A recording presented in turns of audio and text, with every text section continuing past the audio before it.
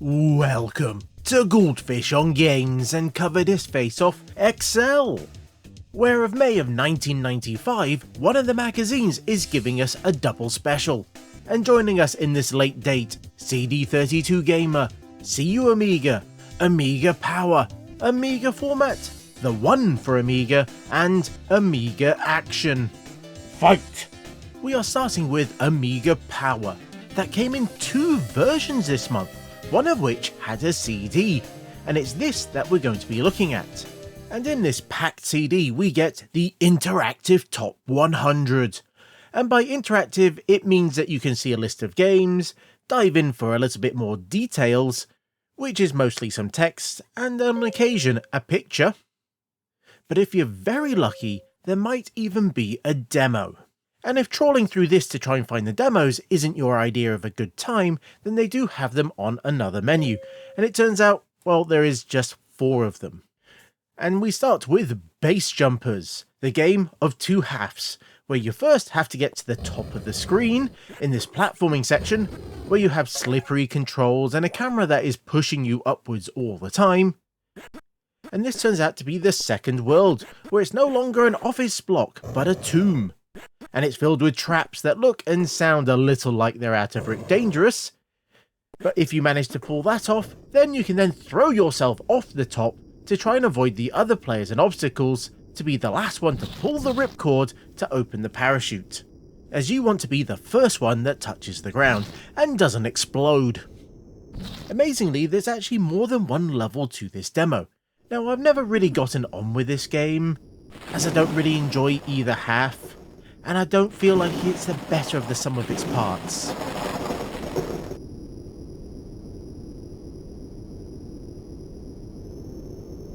The second demo is for Jet Strike, possibly the second biggest Amiga game that I'm not a fan of, but I know all of you are.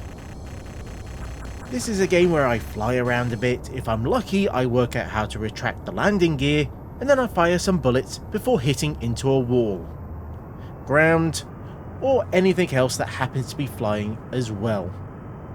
I'll admit that every time I play these demos I get slightly better, so maybe in a few years I might be able to actually finish one of the many missions that they have in the demo.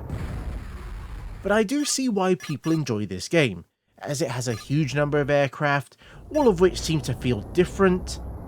You get an absolutely amazing level of control over the craft as well, so that's great. And it looks lovely, it's just I'm not very good at it.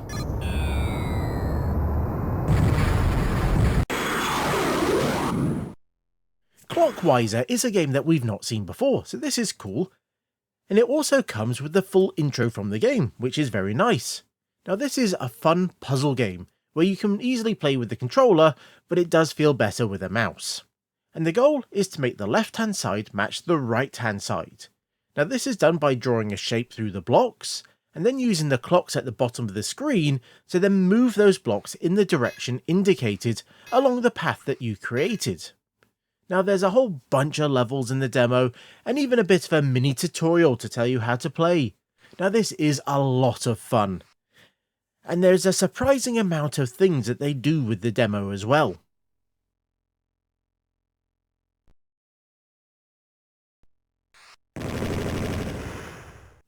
And finally, there is Super Skid Marks. Now this is the same track that we've seen previously, and yes, this is the version with the cows.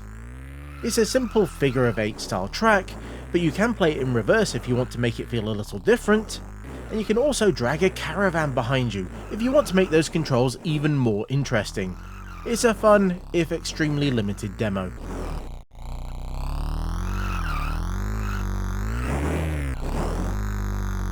The CD was put together by Optronica, and they felt the need that they had to advertise themselves, which included having a video sequence that, if it wasn't so unintentionally funny, I think could have been used as a cure for insomnia. Optronica has been working in the field of multimedia for some 3 years, to which we have a commitment, which began with the CD-TV and continues with the And in a bit of a harken back to the olden days, they included some music of the month. I'm scared. It's a skull. It's a skull. It's a skull. which is a bit of a remix song using samples from the Valhalla games.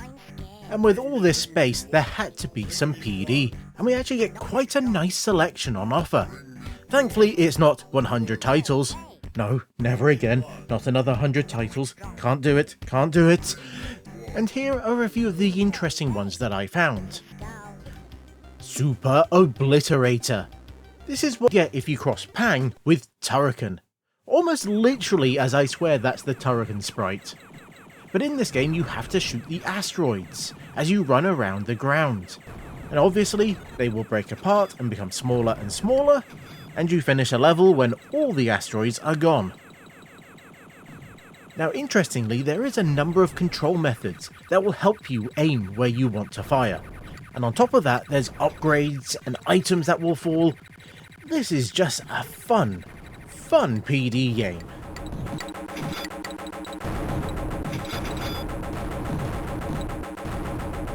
Tetris Pro. The classic Tetris game, but done very well. It controls nicely, it has some suitable music, there's even little voice samples when you get lines. It even has its own little twist, where you'll get these special square blocks from time to time.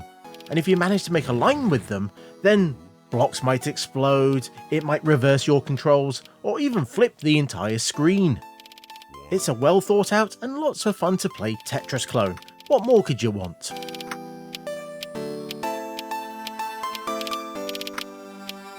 Trick or Treat. A multiplayer game where both players have to move around this 3D maze trying to find each other. It moves really smoothly and it seems quite impressive for a PD game. Even if it does suffer a little bit from everything sort of looks the same because it's the same few textures, so it can be quite hard to tell where you or the other person is. I think you can also win by finding a particular door, but unfortunately there's not too much here if you want to try it out in single player.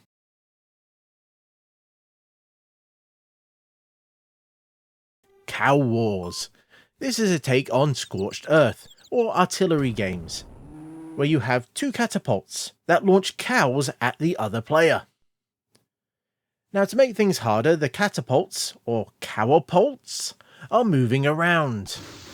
And there's also this large floating penguin that gets in the way.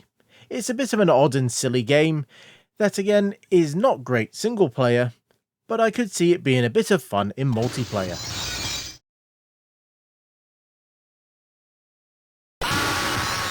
It also has one of the best PD platformers around, Smidge, or as it also became known later, Morton Strikes Back. It's a very simple but extremely well done game. It controls well, the levels are interesting, and it's all wrapped up in this lovely looking package. It's a real treat of a game.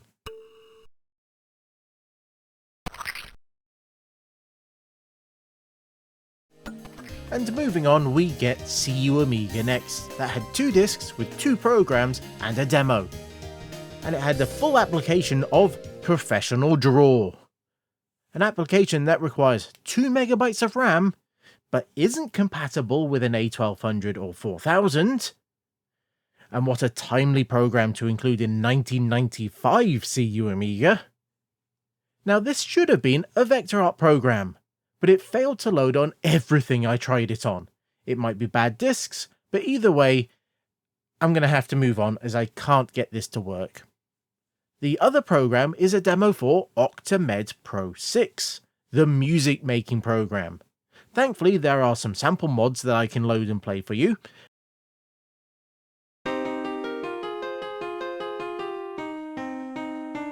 As I'm not very musical.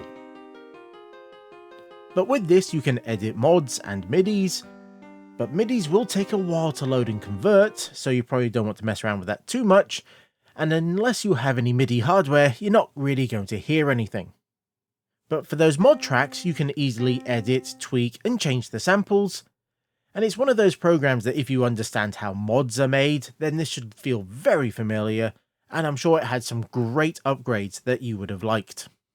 The demo for CU Amiga is Boldies, a strategy game that was unreleased.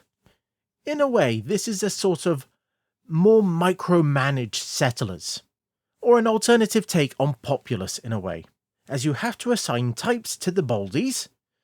You have workers, that when they're in the house they will procreate. You have builders, who make houses. You have armies, that will fight, and scientists that will research new weapons. It seems a little complex to start, and even with the magazine it doesn't really explain things very well. There seems to be this idea of power, but I have no idea what creates it. But if you have enough of it, you can then raise and lower the land Populous style, as you have to take out the Hairies, which are the enemies of this map. This is feeling very early in development, as just trying to move around the main map is a little bit awkward, as you don't even have a mini-map to quickly take you around it, so you can get lost very easily. Now I think there might have been a good game here, but it definitely needed a lot of time to polish it up and make it worthy.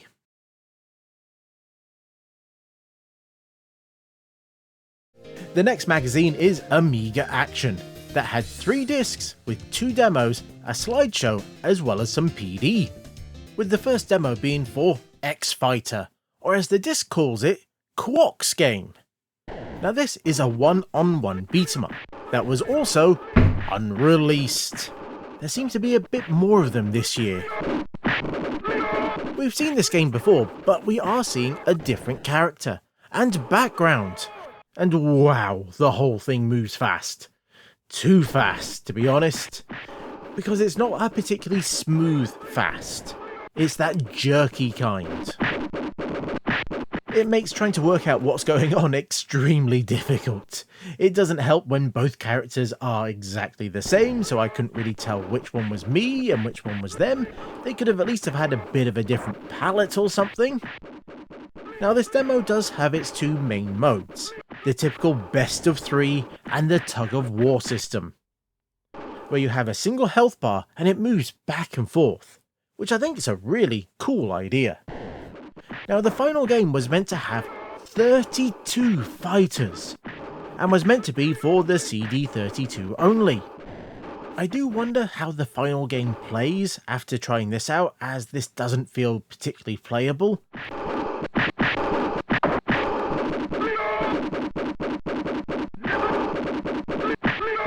The slideshow is for Premiere Manager 3 Game Editor. That's if you had the full thing, you could have edited almost anything to do with the game, which is a cool thing. But having a basic image demo for an editor feels way too basic. More so when I had to expand this out onto a blank disc.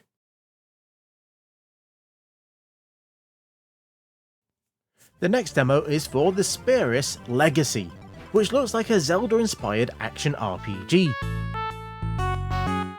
That not only can you walk around and swing your sword, but you can enter houses, open chests, and then chat with villagers.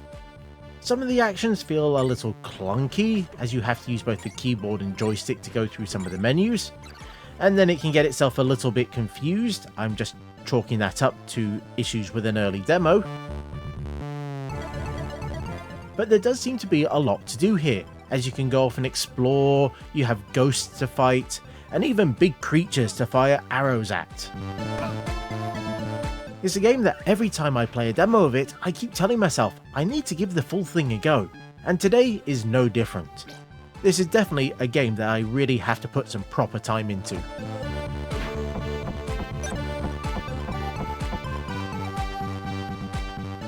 The first of its PD games is Demon, a version of Klondike Solitaire that I've not actually played before.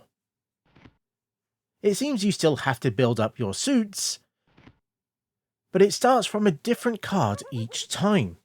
Now one game I played it was a 2, and then the next it was a jack.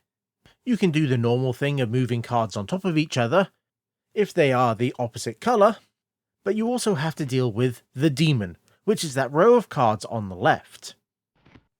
This one feels like someone got slightly bored of the regular solitaire and just decided to make a whole bunch of new rules to make it far more complicated. But I will say the presentation is great with both its graphics and the touches of sound, so they obviously put a lot of effort into it. And this magazine's final PD game is for Sensible Massacre 2. Now in this game you have to drive around in a bulldozer, running over people that are moving around, or also airdropping in, all using sensible soccer style graphics. You also have grenades that you can throw. There seems to be gems that will then show up, and I couldn't really tell you their importance, and then every so often a door will appear, and then if you go through it, you go on to the next level. It looks mostly fine, if just because it's a bunch of ripped graphics, but there really isn't much here. I didn't really have a lot of fun with it.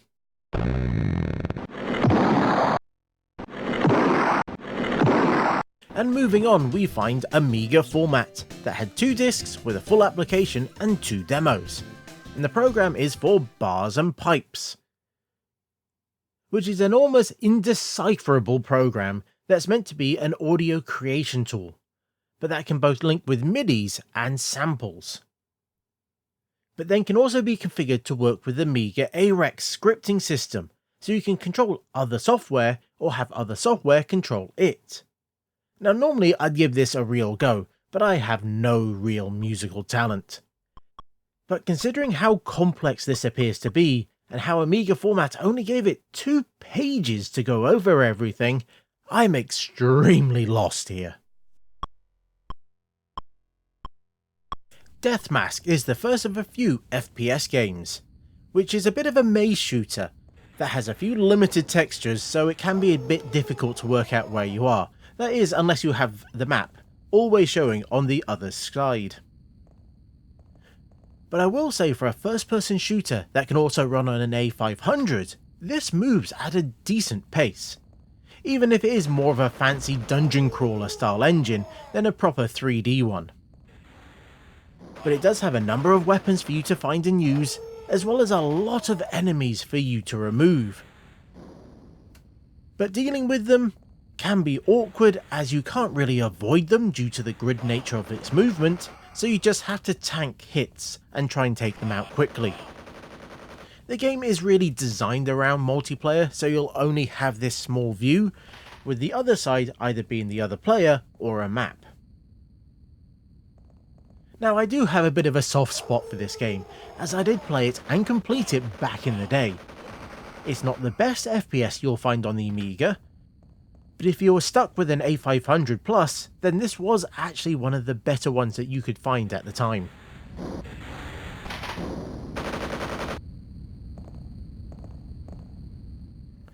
But one of the actual good FPSs on the Amiga was Alien Breed 3D.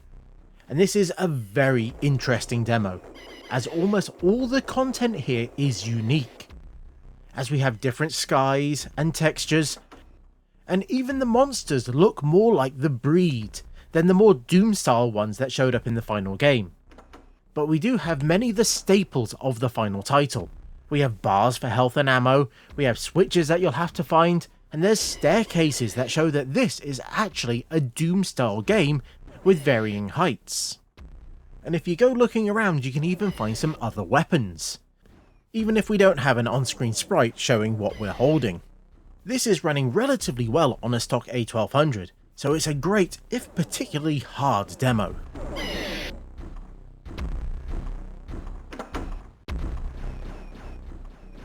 And our second to last magazine is the One For Amiga, that had 2 discs, a couple of demos, and some PD. And that first demo is for another FPS, it's time for Gloom. Another very impressive shooter for the AGA equipped machines, but this one is more Wolfenstein in its design, as there's no height to the maps. But it throws a lot of enemies your way. Now the demo version has a slightly different UI and weapon system to the full game, as in you can pick up those fists to fill the gun bar, and when you hit each major box you will get a new weapon, but it will go down as you shoot. There is just this single level for the demo, and it has been used for other demos that we've played, but it is a fun one with a few secrets to find, even if it is a bit short and you will probably finish it very quickly.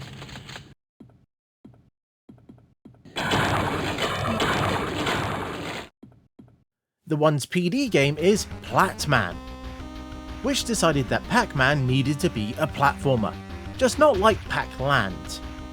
The main goal is to find keys that will open doors, all while avoiding the ghosts and the environmental obstacles.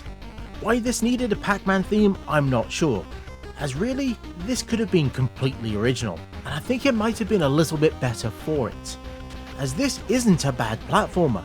You'll have to move around in maze-like single screens and take convoluted routes to find the keys, some of which might even be on other screens, as really this has a large interconnected map that's powering the whole thing.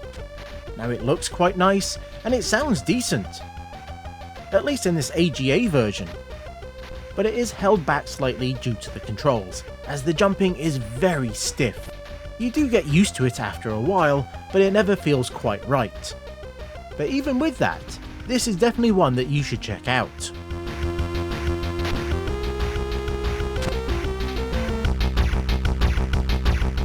And the magazine's last demo is for Sensible World of Soccer. Although interestingly, it managed to be both a demo and an update patch for the game. If you do decide to patch the game, then I think this disc then becomes your boot disc and you'll have to use it each time.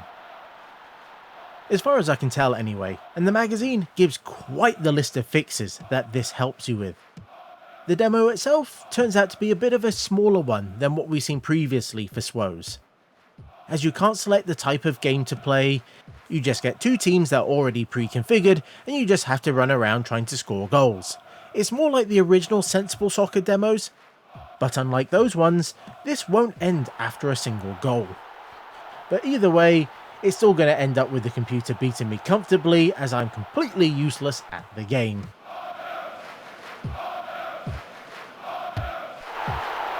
And the final magazine for the month is CD32 Gamer, but with just 3 demos, but it does have its usual collection of PD. And that first demo is for Limbo of the Lost. Forget reality.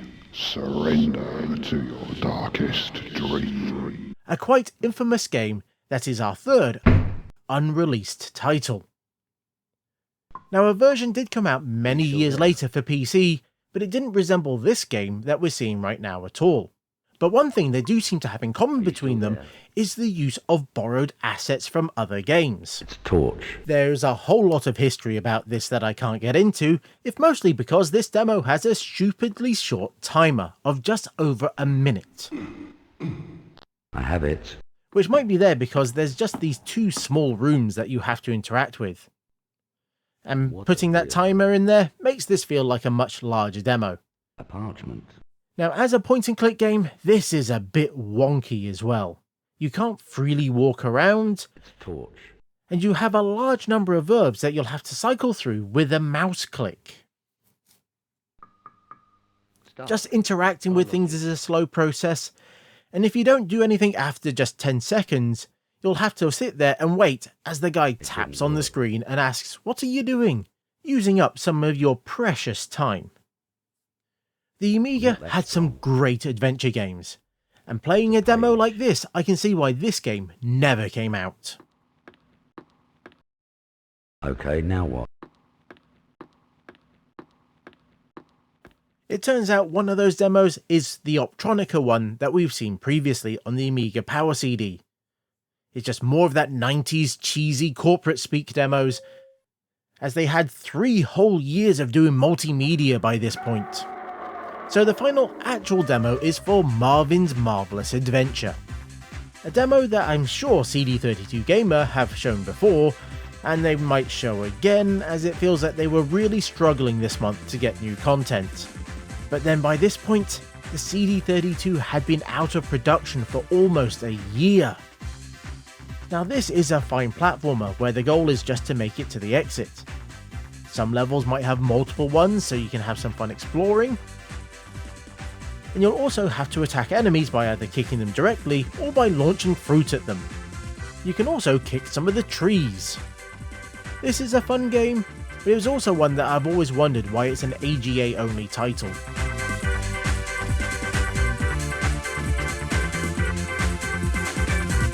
So let's take a quick look at the PD selection.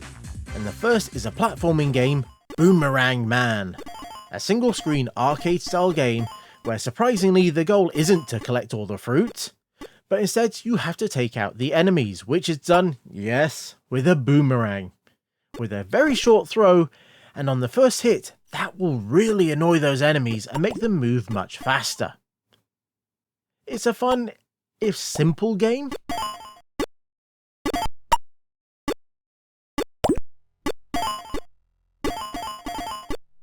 Wipeout, a game that honestly looks as good as some commercial titles. You fly around this map with multiple levels of very nice parallax scrolling going on, all while you have to find the other enemy ships and shoot at them. Your craft has momentum and moves around like a more maneuverable version of the Asteroids craft, and you can get quite the speed up as well. This is a very nicely done game, and that second level with the clouds, that just looks amazing. Definitely one that you should check out.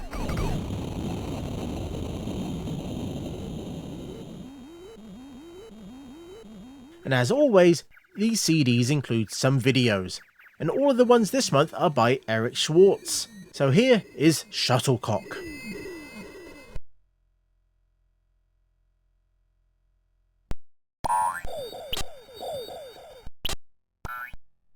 It's a bit of a weird selection for the shareware this month, as one of them is a text adventure that you better have the CD32 keyboard to hand if you're going to play it, so instead let's try out Zyrad. Now this seems to be using the light cycles idea, but mixing it with Pac-Man, where you have to collect all the dots to finish the level. But you'll also leave a line behind you. Now this isn't actually that bad an idea, but it does get let down slightly by the unresponsiveness of the controls. For this type of game you want very precise changes of direction, and I found that quite difficult to do here. It's a great concept, but I think it needed a bit more polish.